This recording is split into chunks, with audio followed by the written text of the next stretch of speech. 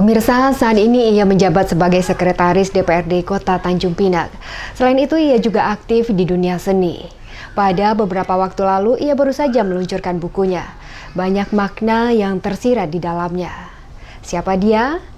Simak perbincangan saya bersama Hakim Abdul Qadir Ibrahim dalam program Bincang Santai Tanjung Pinang TV.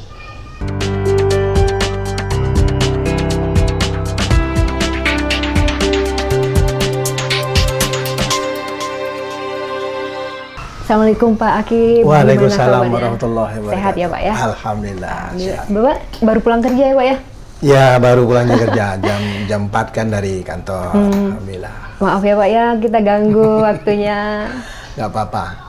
Pak, sebelumnya kami mengucapkan terima kasih Bapak sudah menyediakan waktu nih Pak untuk Tanjung Pinang TV untuk program ini. Ya saya juga terima kasih karena sudah dikunjungi di kediaman saya ini kan begitu. Silaturahmi itu mendatangkan kemuliaan dan kebahagiaan. Baik Pak, terima kasih. Pak, Bapak kan baru saja meluncurkan buku ya Pak ya? Tapi sebelum itu nanti kita akan berbicara mengenai buku. Boleh tahu nggak Pak sedikit background Bapak sendiri seperti apa sih Pak?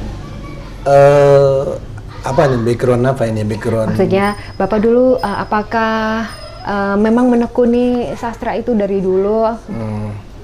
Saya kalau kita bicara bicara formal, bicara pendidikan formal, saya tidak pernah menduduki fakultas sastra, fakultas seni, bahkan jurusan seni, jurusan sastra, jurusan budaya ketika kuliah saya tidak pernah. Lalu? Jadi kalau saya menggeluti dunia seni karena memang sejak kecil keluarga saya, terutama abang ipar saya, almarhum Tamrin namanya, kakak saya Nafia, itu memang pemain musik, pemain band ketika di Natuna dulu. Nah tentulah saya lagi kecil ya terpengaruh dan akhirnya ketika kelas 3 SD saya sudah pandai main gitar seperti itu.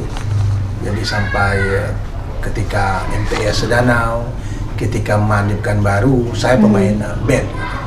Anak band cerita. Anak band ya Pak ya. Pak, kalau boleh tahu dulu itu Bapak lahir di mana sih Pak?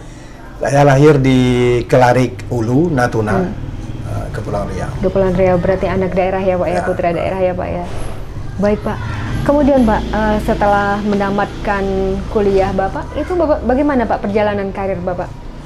Ya waktu kan main band sampai di MAN Pekanbaru, saya masih main band, masih jadi anak band, rambut gondrong gitu. Dan dulu sekolah kan tidak diatur rambut gitu ya. Maaf cakap, rambut itu yang penting ketika berdiri tidak boleh kena kerah baju. Sekarang kan anak sekolah kan sudah cepat semua, jadi kreativitas anak-anak pun jadi hilang juga saya pikir. Padahal tidak ada kaitan kepintaran dan disiplin dengan rambut gitu, nggak ada hubungan.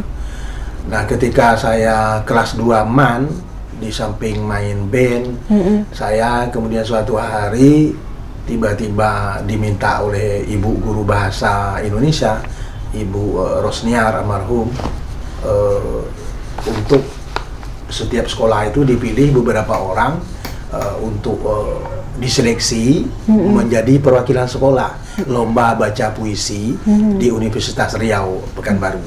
Nah, itu tahun 85. Nah itulah mulai saya berjumpa langsung, bertatap langsung dengan yang namanya puisi. Sebelumnya kan hanya belajar dengan guru, setiap pelajaran ada cerpen, ada puisi, tapi ketika ikut lomba itu maka disodorkan puisi.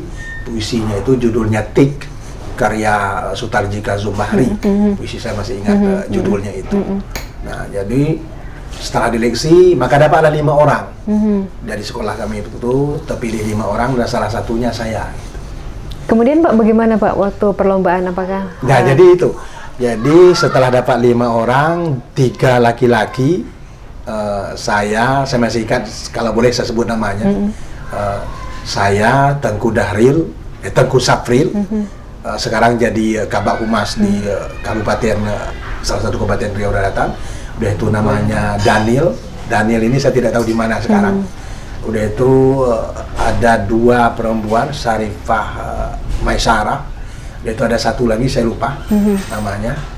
Dan kami ketika dipilih tadi, nah oleh kepala sekolah waktu itu Pak Dr. Andes Idris Samad, kebetulan beliau orang Anambas, orang Terempak, jadi kepala MAN.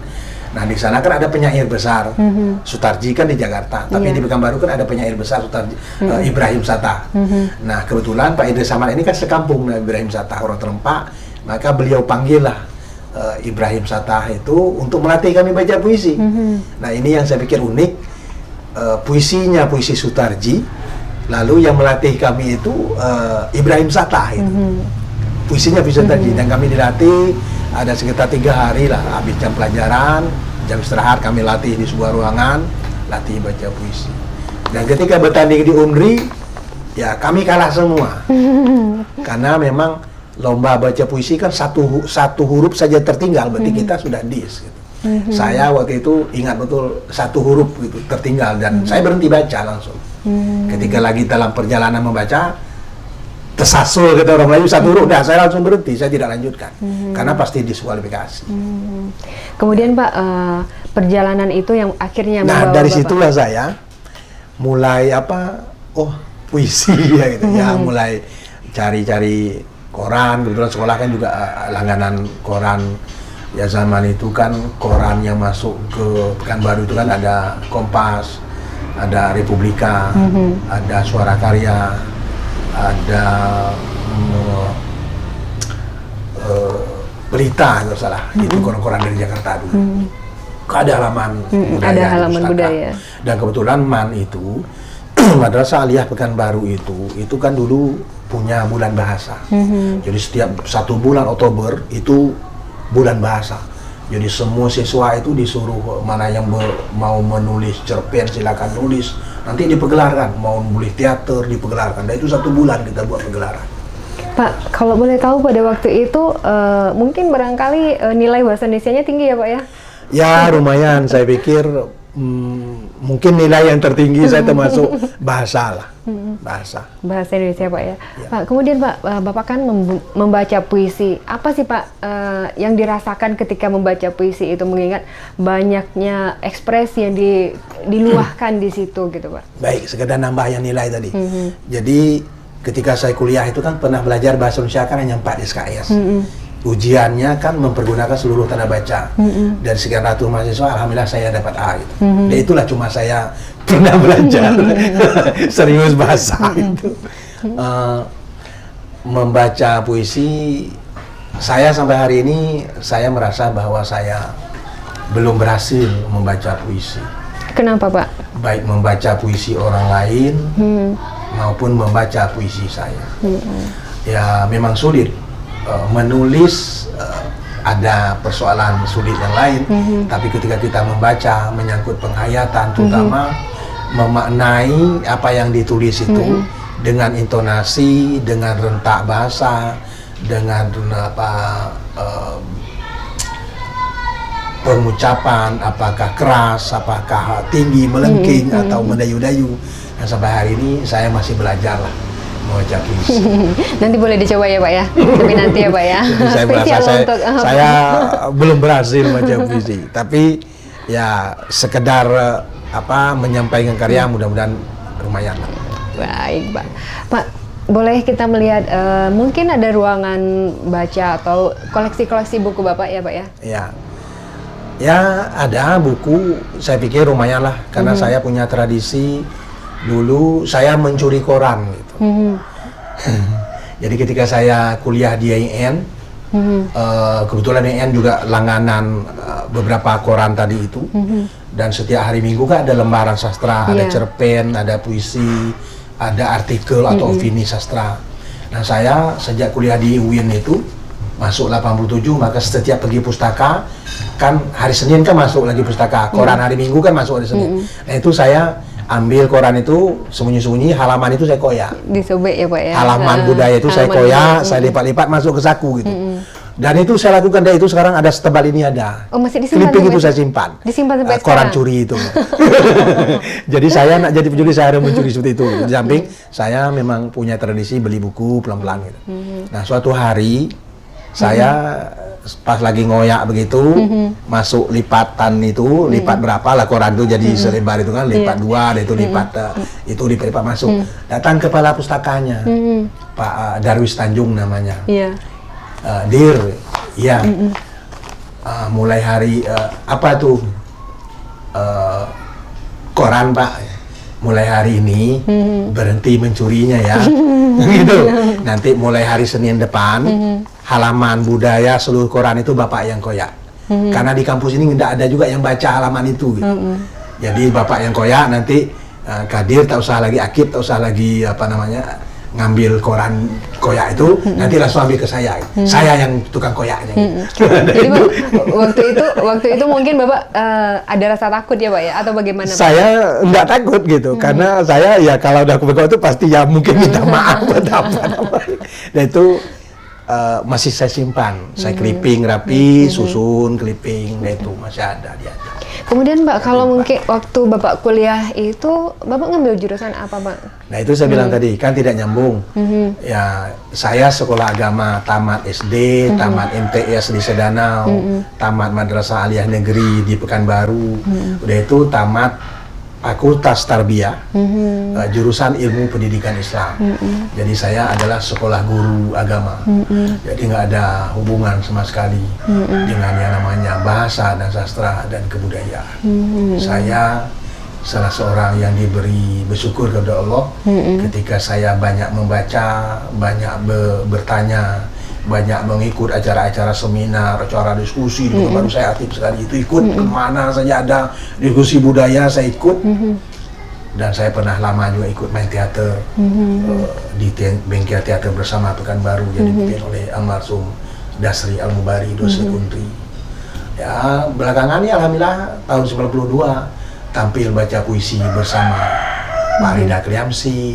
Dan itu sangat, saya pikir saya yang paling muda gitu. Umur saya tahun itu baru berapa gitu. Baru 25 tahun. Waktu itu terbit buku judulnya Penyair Riau gitu. Dan nama saya paling muda di situ. Pak, boleh kita lihat koleksi buku-buku Bapak? Sip. Oke, terima kasih. Tapi Baik. bukan anak ngandal. Ya baik pemirsa Tanjung Pinang TV, tetap saksikan Bincang Santai, dan setelah ini kami akan menuju ke ruangan buku dari Bapak Akib sendiri.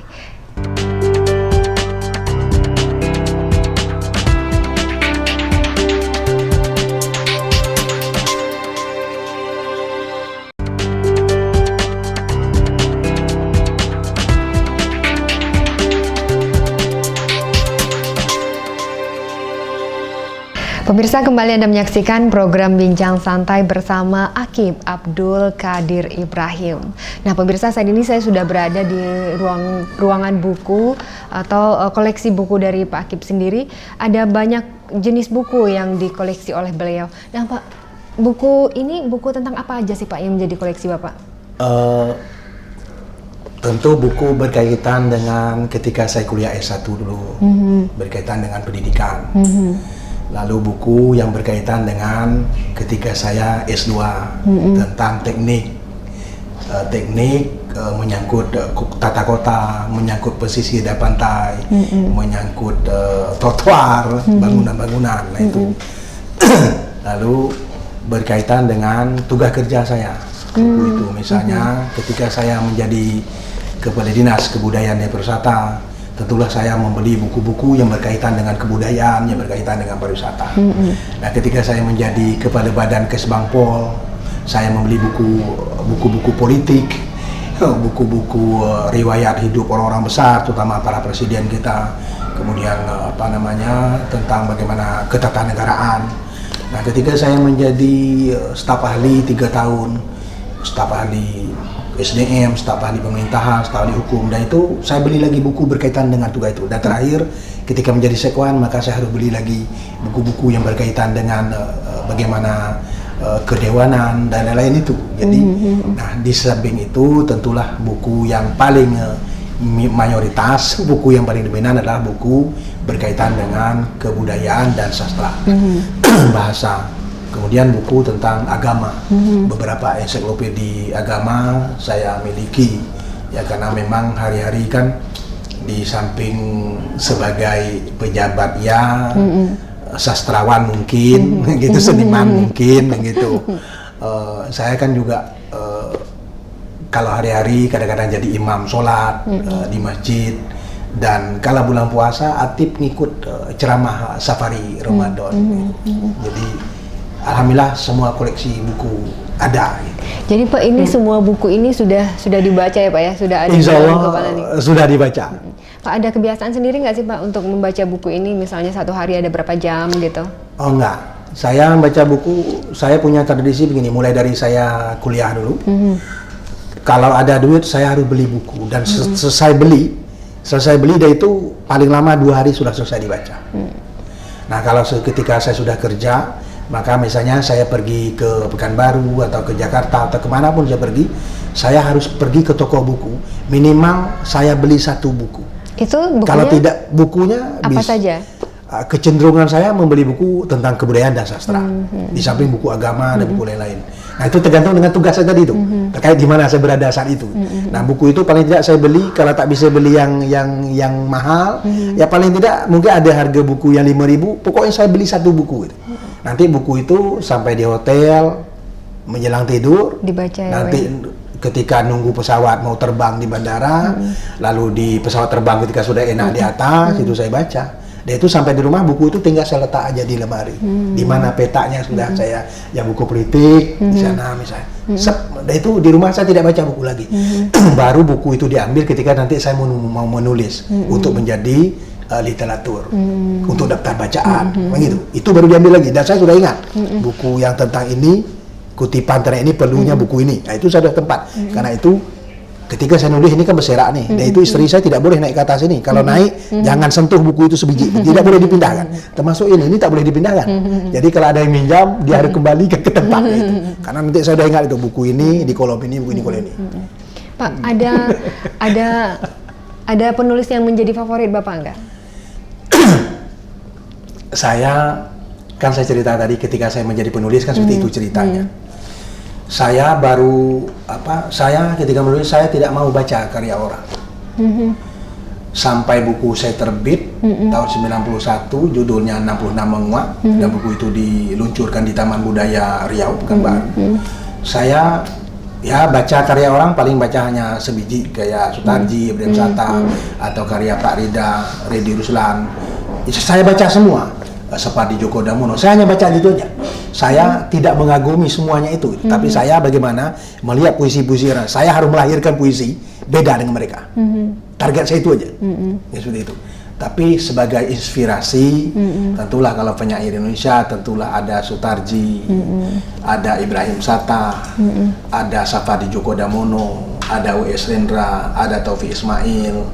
Nah ini orang-orang yang memang saya kagumi dalam puisi. Lalu ada kalau di Riau ada Edi Ruslan, P. Ahmad Riza, ada Pak Rida Kriamsi. Nah ini puisi yang saya menjadi perbandingan bagi saya harus melahirkan puisi seperti apa. Artinya berbeda dari ini Pak ya, berbeda, harus berbeda, punya ciri sendiri begitu supaya ya Pak? Kita tidak menjadi ipikon, supaya kita tidak menjiplak, supaya kita tidak ipikon, supaya kita tidak niru-niru. Kita baca karya mereka itu dan dengan maksud bahwa Bang Tarji kok buat puisi begini, dan saya baca itu apa yang belum, apa yang beda, apa yang mungkin saya buat. Saya baca puisi Ibrahim Satta, begini. Saya baca puisi Rida, Edi Ruslan, Taufik Ikram Jamil misalnya. Puisi orang ini begini. Saya harus buat yang ini. Jadi kita memilih segmen yang memang belum ada di orang itu. Dan insya Allah itu diakui oleh banyak pengamat sastra di Indonesia bahwa saya memang berbeda dengan Ibrahim Satta, berbeda, Sutarji berbeda, saya berbeda, Rida berbeda, dan lain-lain, tidak ada yang sama. Baik Pak, dan Bapak ini baru saja meluncurkan buku ini ya Pak ya, Doa Cinta Mekar di Langit, Mekar di Laut, begitu ya Pak ya? Doa cinta ya. Nah mungkin pemirsa bisa melihat buku ini, Pak. Mungkin kalau pemirsa ingin mendapatkan buku ini di mana Pak kira-kira? Ya bisa, nanti saya pinginnya meletakkan seluruh buku-buku saya itu di toko buku yang Pak Rida Kaliamsi punya, apa namanya? RDK ya Pak ya? RDK ya. Nah, jadi ingin letak di sana. Mungkin nanti ke depan bisa diperolehkan di sana. Mudah-mudahan dalam waktu dekat saya sudah letakkan di sana. Pak, ini apa sih makna yang lebih banyak tersirat di dalam buku ini apa? Tentang apa yang Bapak tulis? Buku ini saya kan punya siklus menulis buku puisi itu 13 tahun. Maksudnya Pak 13 tahun? 13 tahun, misalnya buku 66 Menguak terbit 91. Saya buku 66 itu kan saya tulis mulai dari tahun 85, terbit 91. Nah, kemudian dari 91 saya baru meluncurkan buku lagi Negeri Air Mata tahun 2004. Kan 13 tahun tuh. Nah, dari 2004 baru meluncurkan buku ini lagi. 13 tahun kemudian. Nah, karena itu saya selalu mengatakan dengan teman, ini buku saya yang terakhir gitu. Karena saya khawatir 13 tahun ke depan saya tidak ada lagi gitu. Kan gitu. Kalaupun ada, umur saya sudah berapa itu kan? Sudah 65 tahun. Saya khawatir tidak ada lagi. Karena itu saya katakan teman-teman, ini buku saya yang terakhir. Walaupun puisi masih ada, tapi saya akan menerbitkan lagi 13 tahun lagi. Gitu. 13 tahun 3 lagi. tahun. Tapi mudah-mudahan Semoga kalau panjang saya umur ya, Pak, meninggal, ya. kalau tidak panjang umur, ya mudah-mudahan anak-anak saya, karena buku itu, nah itu salah satunya ada map-map itu. Itu ini seperti ini. Itu puisi-puisi itu sudah ada di dalam map-map itu. Sudah tulis tangan, ada di laptop, ada di komputer, tinggal dibuka aja gitu. Pak, ini isinya tentang apa, Pak? Puisi ini tentulah mengajak orang bagaimana kehidupan ini, manusia itu dia harus berguna bagi orang lain. Itu satu. Manusia itu ketika berangkat dari agama Islam, berangkat dari orang Melayu, maka dia harus menjadi rahmatan lil alamin. Jadi puisi ini mengajak orang untuk menghadirkan diri kita untuk memuliakan, membahagiakan orang. Jadi menjaga kebaikan itu. Karena dalam puisi ini saya juga mencoba mungkin penyair lain belum menulis atau sudah menulis, saya belum pernah baca. Saya menjadikan hal-hal yang dekat saya masuk dalam puisi. Misalnya saya menulis bagaimana tentang saya dengan istri saya tulis dalam puisi. Bagaimana saya dengan anak-anak saya tulis dalam puisi. Bagaimana saya dengan ayah saya, dengan ibu saya, dan mungkin ada teman-teman yang meninggal atau apa. Di samping ada kritik sosial tentang lingkungan hidup, tentang, terutama ini adalah suara laut, suara bahari, puisi itu. Tentang laut ya, tentang Pak? laut. Tentang bahari. Sebagian besar berkaitan dengan laut. Karena saya kan orang laut. Pak, kemudian ketika Bapak menulis itu, kapan waktunya, Pak? Apakah ada waktu-waktu tertentu begitu? Tidak. Saya nulis puisi, saya baru 2 hari yang lalu cerita dengan istri saya. Kadang-kadang aneh itu, tapi jorok mungkin. Kadang-kadang ketika kita sedang buang air, itu datang ide gitu. Ya udah tersimpan di kepala itu. Selesai itu ya dipindahkan ke apa yang dapat itu. Kalau ada kertas, ada pena, ya pindahkan. Walaupun hanya 1 kata, 2 kata, 3 kata, atau 4 kata, pindahkan segera. Kayak gitu. Karena ide tidak. Dan itu mungkin lebih banyak datang ketika sampai mandi, datang ide, simpan gitu. Itu saya udah konsentrasi itu. Ini kata-kata ini jangan hilang itu. Dan mandinya cepat-cepat selesai itu. Dan mandinya cepat-cepat selesai, baru dipindahkan, pindah. Nah, atau saya mau tidur gitu, mau tidur malam, udah asik gitu. Datang, udah bangun lagi keluar, ambil kertas atau apa. Tulis, simpan gitu. Langsung ya Pak ya, Jadi, agar tidak hilang. Dan yang mungkin agak gila juga karena saya pejabat gitu ya. Kadang-kadang rapat dipimpin oleh siapa aja, mimpin rapat gitu. Kalau datang ide nulis puisi itu, puisi tentang apa saja itu saya nulis gitu.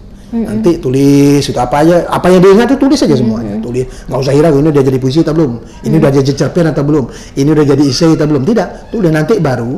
Nah, tulis nanti kadang-kadang pimpinan rapatnya, Pak Akib ada pertanyaan. Sejauh ini belum ada pertanyaan, karena saya tak tahu lagi yang dia rapat itu, saya tak tahu lagi. Saya tak ngikut lagi itu karena saya sudah usuk nulis ini gitu. Nanti udah siap dulu ya, baru dengar lagi serius dengan rapat ini. Gitu. Jadi bisa di pesawat, karena itu dalam buku itu ada dalam penerbangan, misalnya saya sebut itu pesawatnya ada nama pesawat dalam penerbangan, misalnya Batam, Jakarta, Jakarta ke Bali atau ke Surabaya atau ke Semarang. Atau ke Malaysia dalam kapal, atau Tanjung Pinang ke Batam, atau ke Natuna, atau di rumah, semua ada tempat, dan itu ada semua saya tulis itu. Karena memang nanti baru setelah saya tulis itu, nanti waktu selesai, oh ya udah hilang penat, hilang capek, saya naik ke atas ini, ambil kertas-kertas tadi saya buka, puisi yang kemarin mana ya, baru dia pindahkan ke puter, baru saya tambah itu, baru disitulah dia direkayasa, dimodifikasi, dibenahi, dipoles, baru, dan itu satu puisi bisa saya baca sampai mungkin lebih dari 20 kali. Lebih dari, sampai saya tidak bisa lagi mengubah kata-katanya. Selagi masih bisa diubah, itu belum jadi. Belum. Jadi kalau saya disuruh duduk macam sekarang, pakai tulis puisi, saya tak akan bisa. Jadi puisi saya itu murni ilham datang seketika. Tapi kata Dr. Henry Guntur Tarigan, ide dalam pikiran kita ketika datang segeralah tulis. Kalau tidak ditulis, jika pun nanti kita ingat-ingat, maka dia tidak urus ini lagi. Itu saya mengamalkan itu. Pernah suatu hari saya dengan keponakan saya pergi ke pasar naik sepeda motor. Saya dulu punya kebiasaan pena di sini, ada kertas lipat di sini. Jadi dari pasar pas sampai di lewat suka berenang itu, datang itu ide nulis puisi itu. Saya cabut kertas. Nah, ini ambil kertas. Nah, ambil pena. Apa ya, Ci? Tulis kalimat, dan saya sebut tuh kalimat, dia tulis itu di belakang saya. Serius, udah itu. Sampai seperti itu. Jadi dalam tanda petik memang agak gila. Keren, agak gila itu. Iya, betul. Hanya orang gila lah yang bisa melakukan seperti itu. Gitu. Pak, nah sekarang kan Pak dengan berkembangnya zaman, kalau dulu kan Bapak menulis pakai mesin ketik, masih ada, masih saya simpan. Pena bawa kertas kemana-mana. Nah sekarang kan sudah digital Pak, zaman digital. Di media sosial Bapak juga aktif menuliskan kata-kata yang penuh dengan makna. Ya, alhamdulillah. Mungkin bisa diambilkan handphone saya. Ya, jadi apa namanya? Oh ada di situ ya, Facebook saya bisa tengok. Saya masuk Facebook itu September 2000. Nah, kalau nulis puisi sampai hari ini saya tidak nulis di handphone. Lambat. Jadi walaupun saya punya handphone, tapi saya tetap menulis ketika datang ide itu. Tetap saya menulis. Dan yang saya simpan itu ada yang saya tulis itu di tiket pesawat, ada yang di boarding pass, ada yang disobekkan koran, bahkan ada yang di kertas tisu, ada disobekkan kotak kue. Disitulah saya nulis. Sampai hari ini masih seperti itu. Pernah satu kali ketika saya mau ke transit ke Jakarta, lalu harus pindah pesawat, lalu mereka kan ngambil tiket itu. Saya tidak izinkan. Sementara pesawat mau harus ngambil tiket itu. Padahal di situ ada puisi dan akhirnya saya bilang minta kertas, saya nyanggong di situ dan saya tulis kembali. Dipindahkan ya Pak ya. Dan itu saya tinggal. Dan sampai hari ini saya masih nulis seperti itu. Saya karena nulis di teknologi handphone itu masih lambat, jari masih cepat. Karena ide itu berpacu dia. Jadi harus cepat dipindahkan. Kalau tak dia hilang, pasti hilang. Masih kalah cepat tangan daripada ide kita melintas di pikiran itu. Karena itu nggak bisa. Bagi saya pribadi, saya belum bisa mengimbangi ide itu di dalam handphone, belum bisa. Tapi Pak, kecuali menulis puisi memang untuk dikirim ke situ.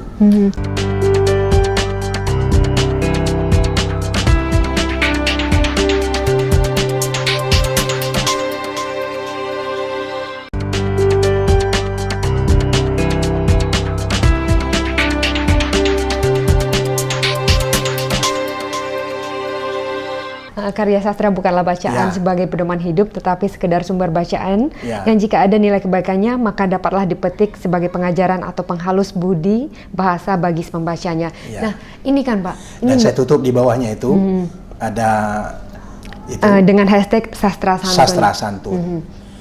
Karena saya orang Melayu, orang Islam, bahwa sesuai dengan disebutkan di dalam firman Allah surat Asy-Syu'ara 17 sampai ayat 22 itu bahwa bahwa penyair itu kawannya setan.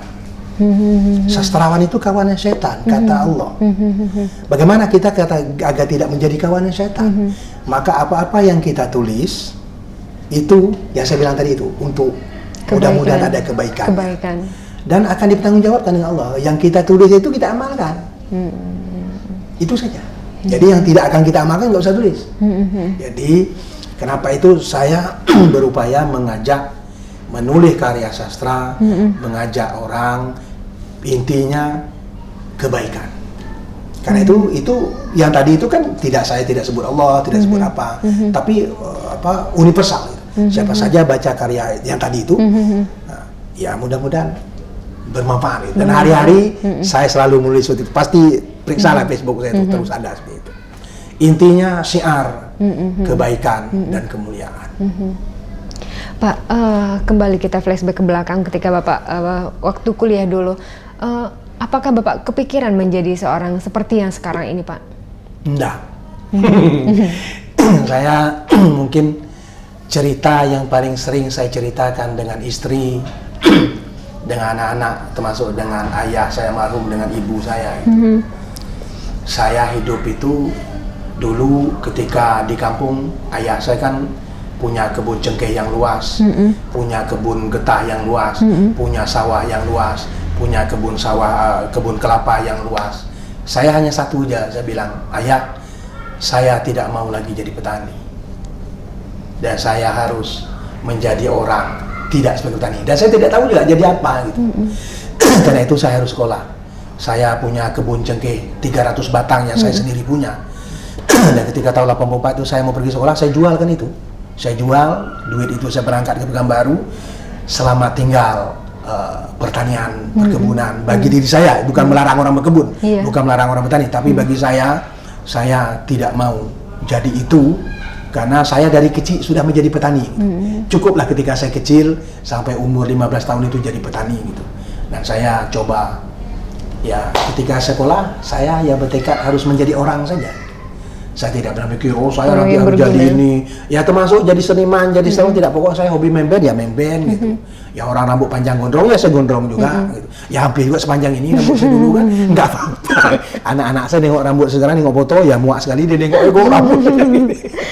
Jadi karena hidup itu tidak bisa, sebenarnya hidup itu kan Allah yang menentukan. Cuma kita tidak boleh mendahului Allah. Yang penting bagi kita, saya niat, ya Allah itu, kalau diri aku ini ada manfaatnya bagi orang lain, berikan aku tempat yang bisa berbuat untuk kemanfaatan itu. Itu aja. Ya kalau akhirnya jadi pejabat eselon 2, jadi itu jadi ini, yaitu anugerah Allah yang luar biasa. Pernah jadi wartawan, ya semua Allah lah yang ngatur itu semua. Pak, tadi Bapak berbicara pernah rambutnya gondrong ya Pak ya? Zaman bandel orang bilang begitu ya Pak ya, benar nggak sih Pak? Ya, ya. Itu Pak, Bapak sebagai apa Pak? Ya dulu memang zaman kami sekolah dulu ketika SMA atau MAN itu rambut itu tidak diatur macam sekarang. Mau rambut panjang mungkin bisa nonton lah film Rano Karno, film Herman Polani, atau film siapa-siapa yang dulu-dulu, Aldi Bin Slamet, dan semua rambutnya itu panjang, nggak diatur, karena itu nggak ada urusannya dengan prestasi. Dan biar saja, nggak ada ganggunya itu. Nah, saya tidak tahu juga kapan ini anak-anak sekolah tiba-tiba rambut cepak semua gitu. Nah, waktu itulah saya ketika di MAN itu rambutnya panjang, dan saya memang main band. Ya selama 4 tahun lah main band di MAN tuh, band beneran. Gitaris saya pegang dulu gitu. Kemudian Pak, di Tanjung Pinang ini kan juga banyak bermunculan seniman-seniman muda yang sudah menelurkan karya begitu Pak. Nah, bagaimana Pak tanggapan Bapak? Saya terus terang aja terakhir saya beberapa orang ya secara langsung atau tidak langsung, misalnya ketika saya jadi Kependidikan Kebudayaan, saya pernah membuat workshop kepengarangan, dan insya Allah saya tidak mau nyebut nama, tapi di antara yang workshop itu sudah ada jadi orang, sudah ada jadi pengarang. Lalu 3 tahun terakhir ada pengarang Kepri mengirim karyanya melalui email, minta saya periksa. Dan ini ada 2 sekarang mengirim, ada 2, satu berada di Karimun, satu berada di Yogyakarta, tapi anak Kepri, minta saya memeriksa karyanya itu. Saya selalu setia memeriksa itu, dan pasti saya luangkan waktu saya. Dan saya tidak memisah, saya akan beri catatan. Jadi misalnya satu puisi, saya buat kalimat di bawah. Bagaimana kalau kalimatnya ini dibuang, atau kalimat ini saudara ganti. Tapi saya tidak tunjukkan mengganti apa. Kenapa harus dibuang, kenapa harus diganti, itu saya jelaskan. Dan itu insya Allah sudah jadi. Dan salah satunya ada yang perempuan, dan dua yang dari Karimun itu juga perempuan. Dan itu bagus sekali karyanya. Nah, jadi cuma kita memang sedih gitu. Sampai hari ini penduduk Kepri berapa ya? Penduduk Kepri berapa? Berapa juta penduduk Kepri? Ya tapi pengarangnya itu ya tidak habis jari saya. 20 jari tidak habis menghitungnya. Ya masih hidup ya. Kan prihatin gitu itu. Jadi mulai dari generasi yang paling tua masih ada Bang Tarji, lalu ada Pak Rida Kliamsi, lalu mungkin ada yang paling muda, misalnya Al-Mukhlis mungkin. Al-Mukhlis, ada Rudi Rindra, ada yang lain-lain, ada Irwanto, ada siapa lagi ya? Ada Yuanda Esa dan lain-lain, anak-anak muda yang perempuan. Tapi itu tidak habis jemari saya menghitungnya. Artinya kalau dibandingkan jumlah penduduk dengan jumlah pengarang Kepri yang ada sampai hari ini, itu belum lagi kita klasifikasi. Berapa orang Kepri itu yang hari ini memiliki penulis novel? Dia penulis novel, dia penulis cerpen, dia penulis puisi. Itu parah lagi.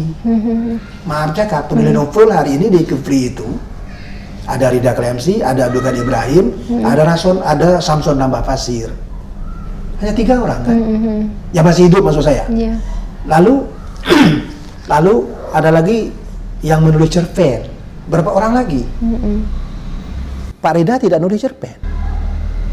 Yang nulis cerpen kan saya. Maaf cakap, bukan nak nyombong.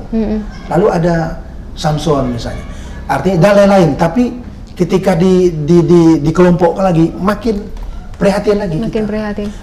Kalau kita bandingkan, belum lagi penulis esai. Penulis esai hari ini, ya mungkin yang aktif di koran itu ada, katakanlah, ya tak sampai 5 orang.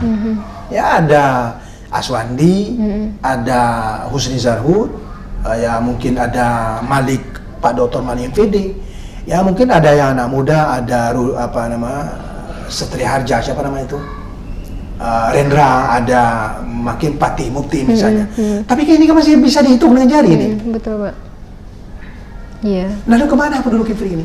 Persoalannya apa? Pak, mungkin sehingga tidak lahir pengarang ini, persoalannya apa? Persoalannya apa? Saya tidak mau ngomong karena saya orang pemerintah. Susah. Nah, Pak, mungkin dari Bapak sendiri, dari sudut pandang Bapak sendiri bisa melihat tidak apa sih yang menjadi penyebab seperti ini? Ya, karya kita tidak ada yang membelinya, kecuali dijual di toko buku. Nah, di daerah kan tidak ada pihak yang menyantuni karya-karya itu. Siapa yang menyantuni karya itu? Saya tidak bisa mengatakan mestinya pihak ini bertanggung jawab. Saya tidak katakan itu. Tapi siapa mestinya menyantuni ini? Zaman Raja Ali Haji dan teman-teman itu mereka dibiayai oleh negara, hidupnya dibiayai oleh negara, karyanya dicetak oleh negara, diterbit oleh negara, dan itu yang diadopsi oleh Malaysia yang bernama Gavena. Mereka dipersiapkan rumahnya Gavena, mereka digaji, mereka diterbitkan, mereka disantuni. Kita siapa ini bertanggung jawab? Artinya penghargaan untuk para penulis itu sangat saya tidak berani mengatakan itu, takut ada para pihak yang tersinggung. Tapi intinya karya-karya kita itu, misalnya buku saya, adakah di perpustakaan di Kepri? Saya tidak tahu. Seingat saya belum ada yang membeli dengan saya. Tapi silakan ketik di Google, misalnya di Yale University ternyata ada buku saya gitu.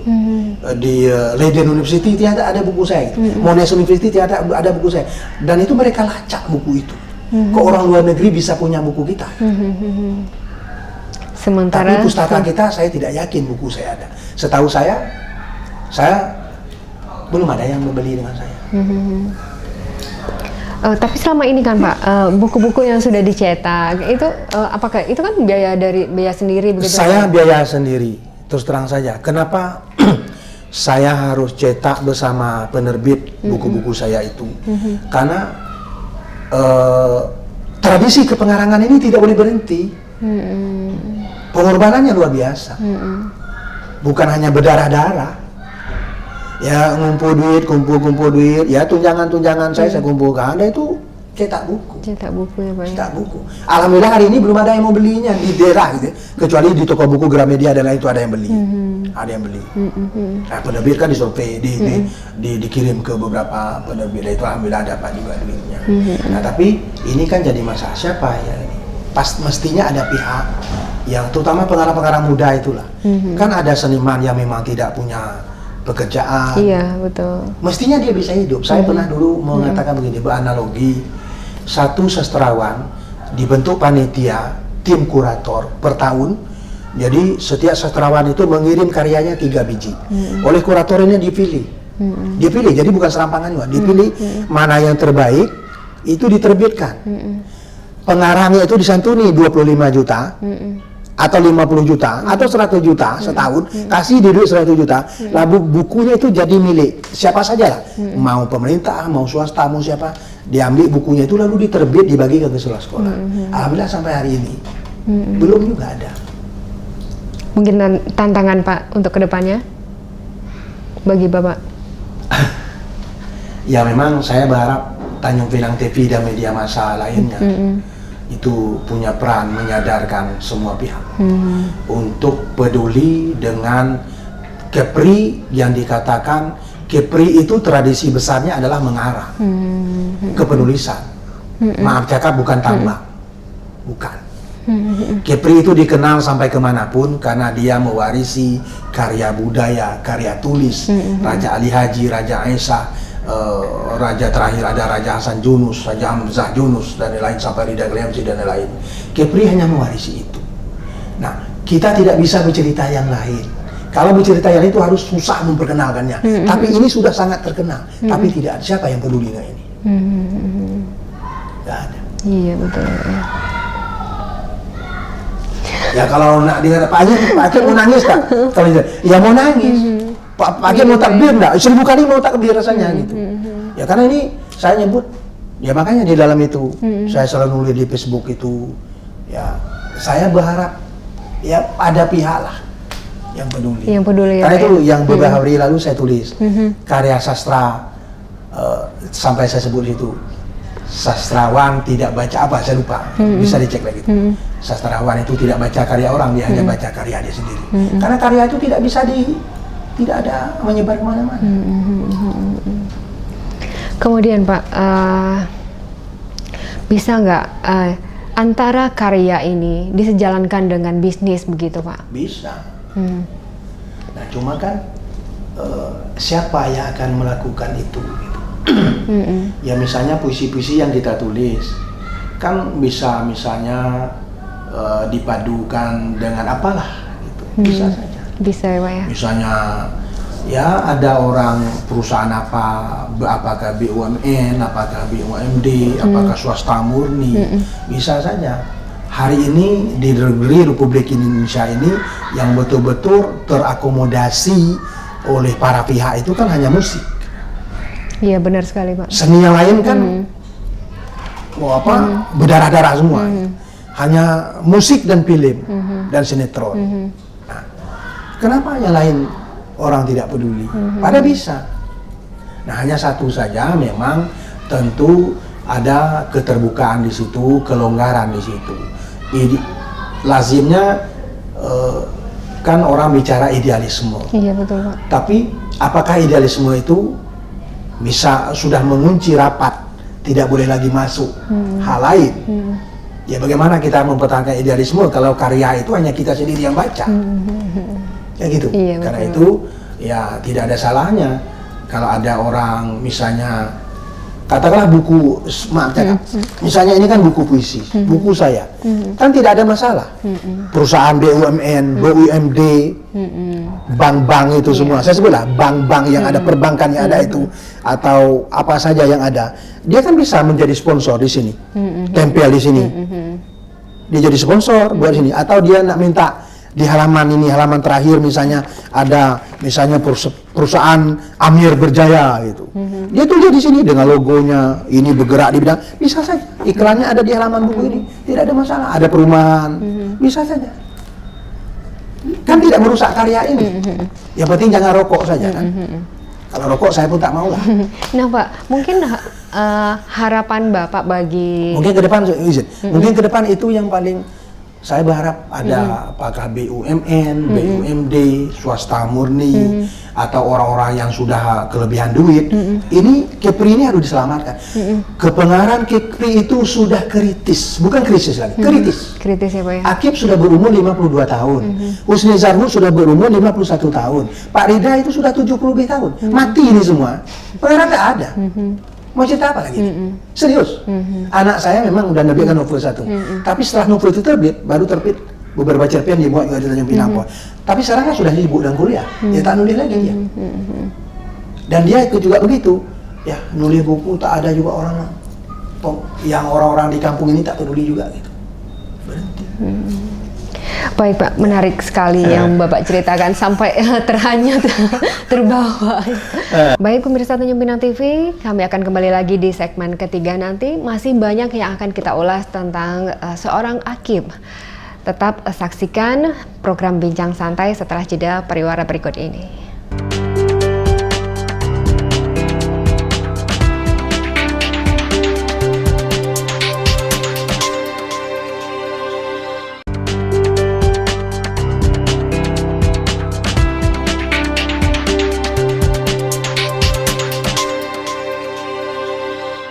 Ya, pemirsa, kembali Anda menyaksikan Bincang Santai bersama Pak Akib.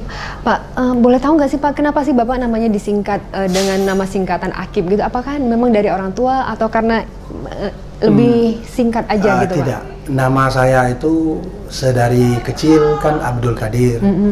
Lalu dalam perjalanan oleh ayah dan ibu saya, karena dulu ya mungkin seperti agak kurang agak penangis atau apa waktu kecil, jadi ganti nama, digulung dalam kertas, panggil itu imam, baca doa, lalu saya lagi kecil, ini cerita ibu saya, gitu. Cerita mak saya, dicabut kertas macam orang arisan itu, sekali dibuka ya masih Abdul Qadir juga, berarti itu kan bukan persoalan nama. Nah ketika saya kuliah di Pekanbaru tahun 87, saya mengirim puisi ke beberapa radio waktu itu, dan akhirnya saya kan ditarik oleh salah satu radio negara menjadi penyiar.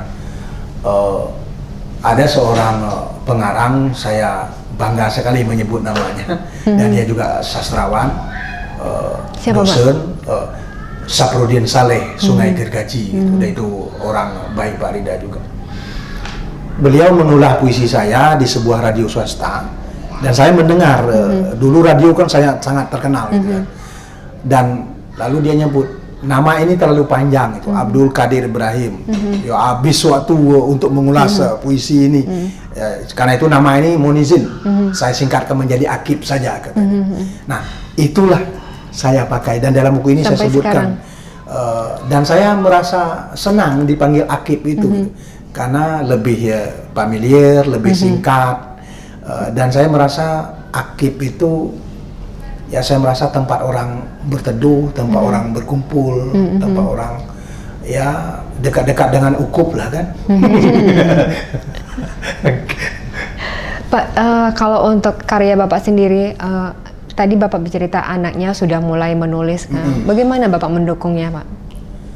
Anak saya Tiara Ayu Karmeta itu dulu kan hobi melukis ketika SD, pernah juara 3 tingkat kota Tanjung Pinang waktu dia kelas 3 SD, tapi kemudian karena dia mungkin nengok saya sering baca buku, sering menulis, lalu ketika saya jadi Keperindak Kebudayaan Persata tahun 2009, habis gawai seni, saya pulang udah hampir dini hari lah, pulang, lalu dia masih ngetik,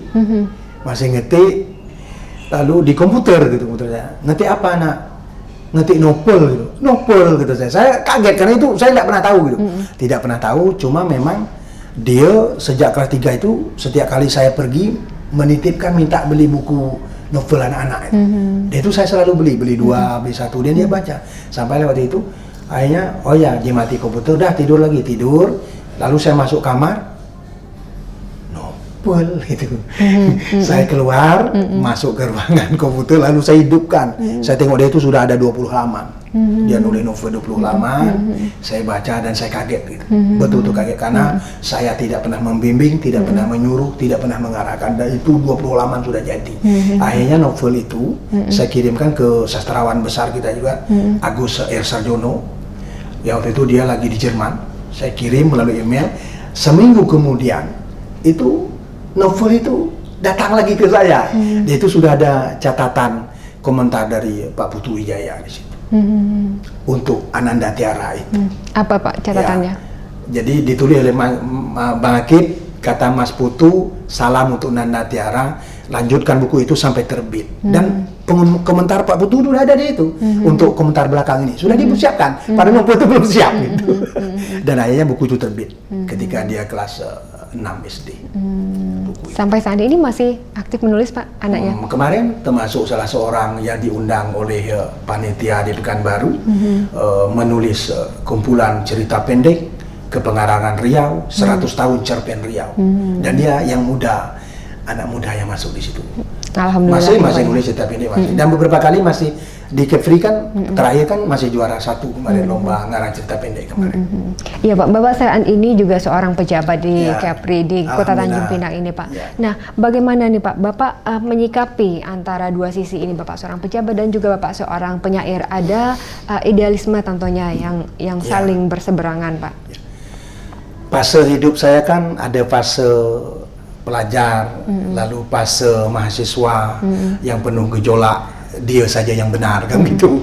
Saya mengalami masa itu, dan kemudian fase saya menjadi wartawan. Tentu idealisme wartawan, kita memang ya memberitakan, mengkritik macam-macam. Tapi ada fase ketika saya masuk menjadi birokrat. Nah, sejak 2003 saya menjadi birokrat. Sejak 2007 saya menjadi kepala dinas itu sampai hari ini. Nah, memang idealisme tidak akan terkubur, tidak akan. Cuma tentulah saya, jikapun saya mengkritik pemerintah, kan sama dengan mengkritik saya sendiri. Karena ketika bicara pemerintah Republik Indonesia maka saya ada di dalamnya. Tapi tentu saya menulis kritik tetap, tapi tentulah pemilihan bahasa yang tidak vulgar, tidak kasar, tidak telanjang, tidak seperti itu. Tapi tidak boleh berhenti mengkritik. Dan nanti saya akan bacakan salah satu puisi yang mengkritik itu. Gitu. Baik Pak, kemudian Pak. Dan bagi saya pikir orang paham lah. Badan saya juga sastrawan, misalnya seniman, dan saya juga pejabat. Orang bisa menempatkan itulah. Insya Allah sampai hari ini orang masih tahu, oh ini dia lagi penyair sekarang itu.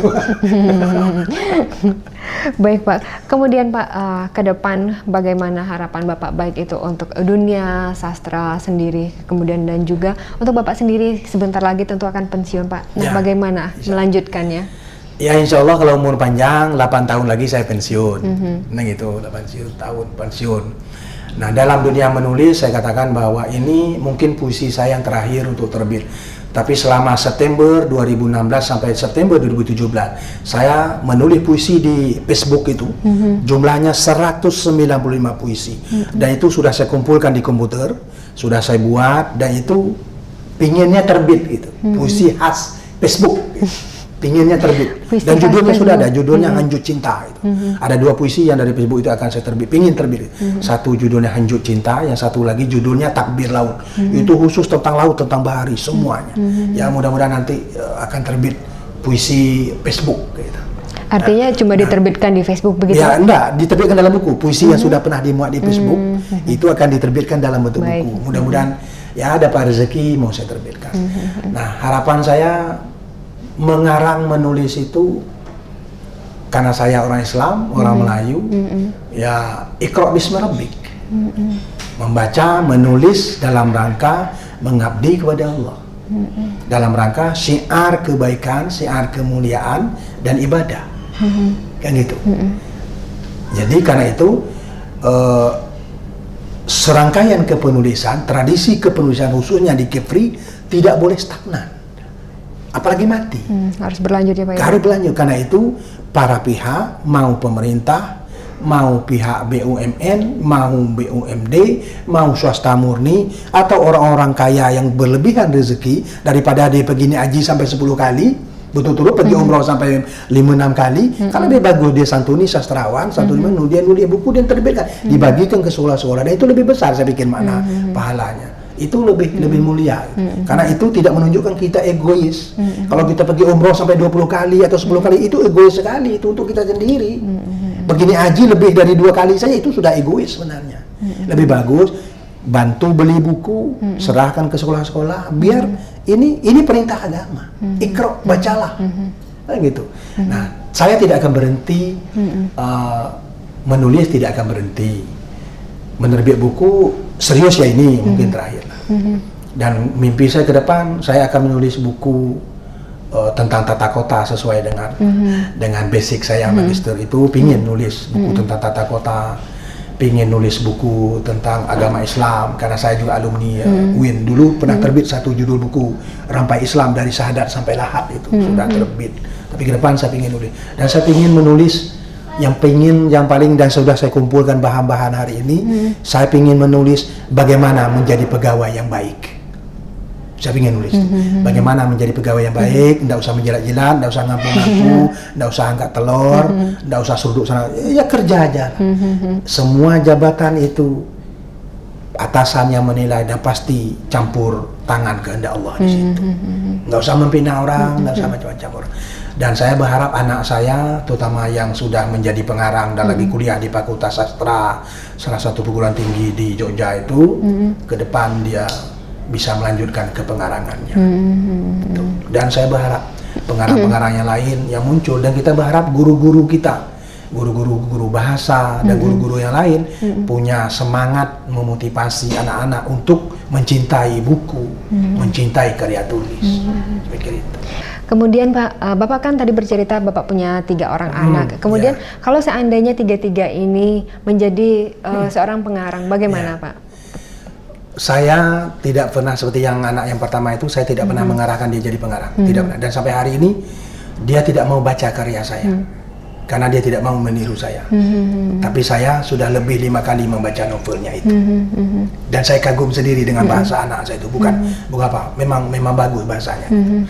Jadi saya tidak pernah berharap anak saya harus jadi ini, jadi yang harapan saya anak-anak saya menjadi orang dengan pendidikan, ya kalau bisa perguruan tinggi sampai selesai, alhamdulillah, dan dia menjadi orang yang berguna bagi kampungnya Tanjung Pinang, Kepri, dan akan lebih elok lagi bagi negeri Indonesia ini. Ya ada Tiara Ayu Karmita sekarang lagi mulai kuliah di Jogja, ada Sapri Rahmat baru kelas 1 SMA di Tanjung Pinang, ada Saskia Nur Hasanah yang masih kelas 6 SD, sebentar lagi akan masuk. Termasuk sekolah, mau masuk SMP silakan, mau masuk NTS silakan, mau masuk apa saja silakan. Pak, kalau selama ini istri, ibu tentunya, bagaimana Pak dukungannya terhadap Bapak? Saya bersyukur punya istri yang dia mengikhlaskan egonya untuk saya sendiri gitu. Salah satunya kesempatan dia untuk menjadi pegawai ketika selesai di wisuda tahun 95, dan dia kesempatan besar untuk jadi pegawai itu sudah di depan hidung gitu, tapi dia tidak ikut tes sama sekali, karena dia akan menjadi istri saya. Dia siap, walaupun dia sarjana hukum Islam, tapi dia siap hanya untuk menjadi ibu rumah tangga bagi saya dan bagi ibu anak-anaknya. Dan dia adalah salah seorang yang membaca ulang karya-karya saya. Jadi kalau saya nulis, kan tidak ada orang.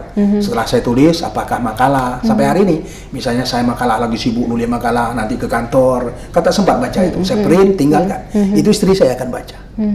Dia akan buat catatan. Ya mungkin dia menambah pikiran, oh ini sebaiknya macam mana bang? Nah, jadi istri saya jadi kalau nanti cerita macam mana kalau saya lagi ngetik di atas ini, ya memang ketika saya nulis kan dia tidak boleh ngajak ngomong, nggak boleh. Jadi dia datang ya nanti bawa air teh atau Milo susu, atau bawa kue, bawa roti, goreng ubi, goreng pisang. Habis hantar dia turun lagi, karena ketika nulis tak boleh diganggu.